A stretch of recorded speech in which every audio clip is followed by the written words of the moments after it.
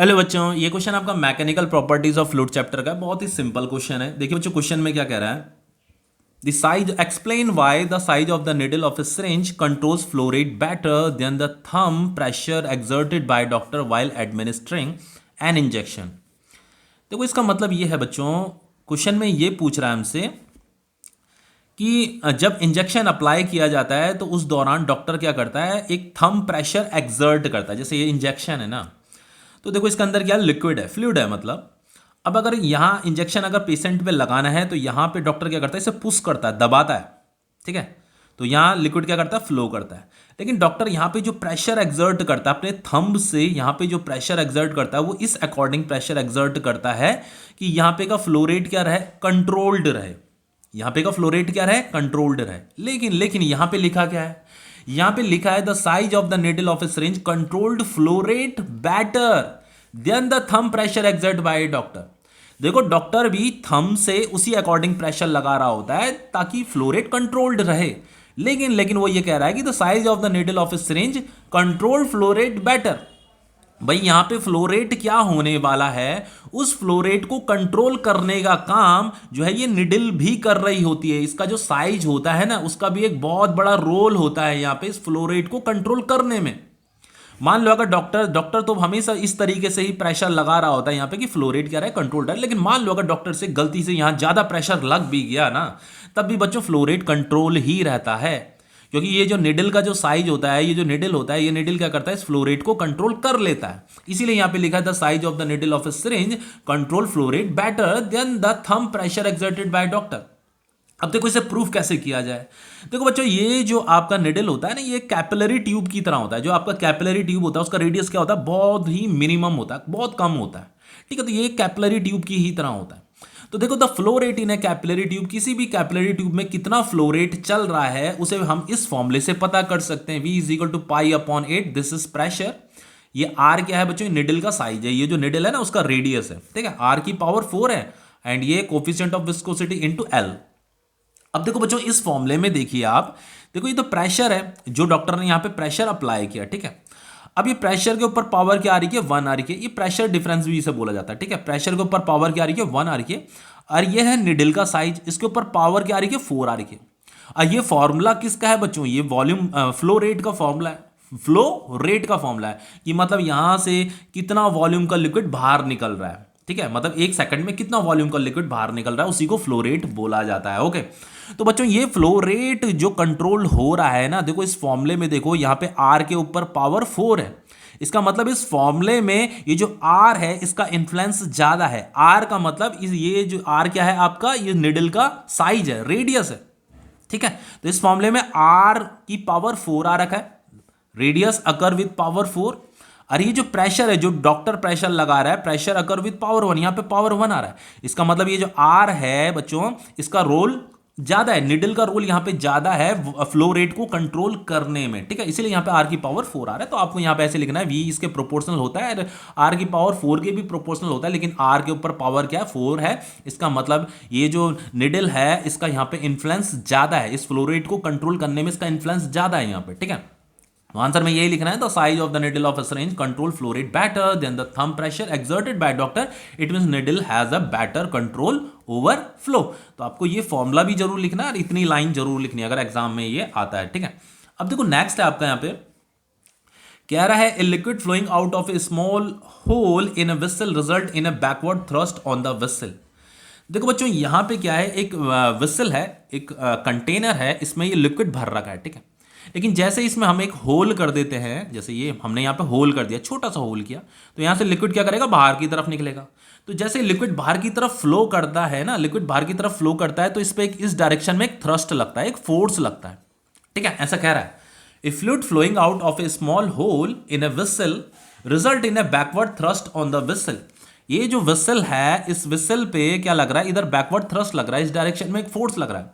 बस यही हमें बताना है कि ये फोर्स क्यों लग रहा है, लग क्यों रहा है, वो हमें प्रूफ करना है यहाँ पे कि हाँ लग रहा है, मतलब, ठीक है, इसे प्रूफ करना।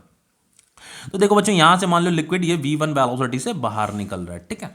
देखो बच्चों, हम इसे कंजर्वेशन ऑफ मोमेंटम से इसे प्रूफ किया जा सकता है, बहुत आसानी से प्रूफ किया जा सकता है। देखो अगर क्वेश्चन में आता है तो आपको आंसर में क्या लिखना है अभी बताता हूँ। ये मैंने आंसर लिखा हुआ है, इसका मीनिंग आपको सब समझ में आ जाएगा। पहले देखो मैं इसे थोड़ा समझा देता हूँ आपको।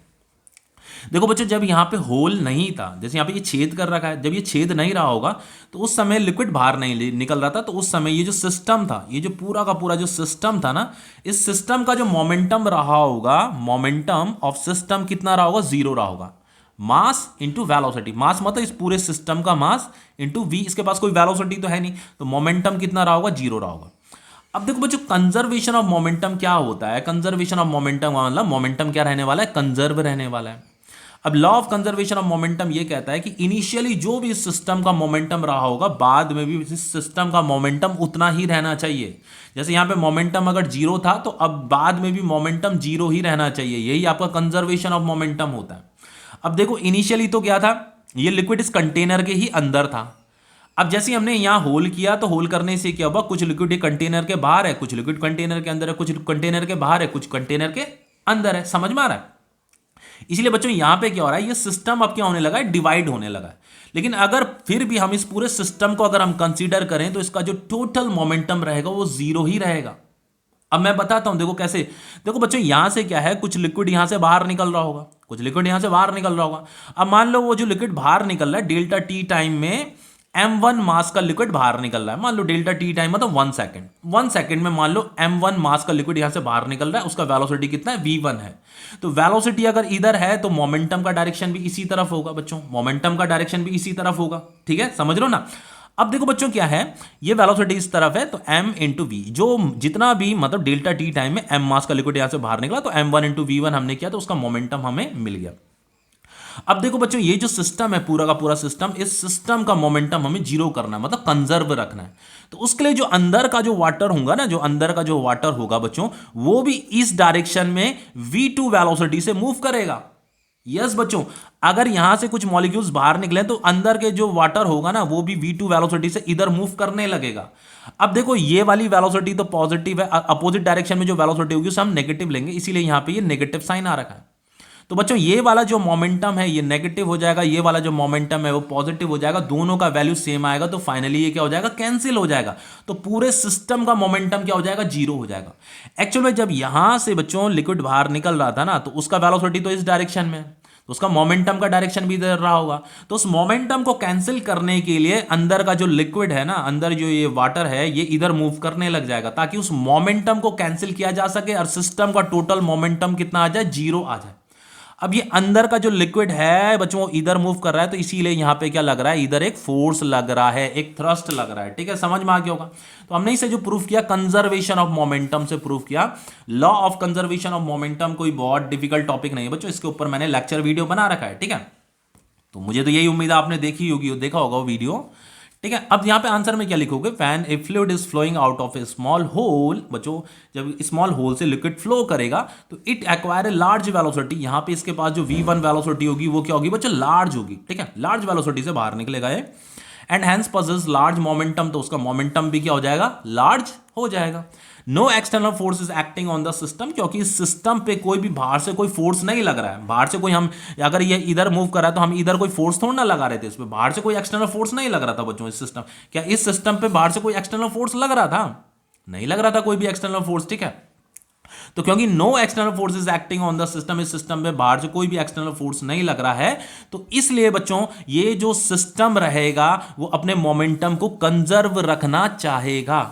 क्या रखना चाहेगा, कंजर्व रखना चाहेगा। इसीलिए यहां पे लिखा है a backward velocity must be attained by the whistle.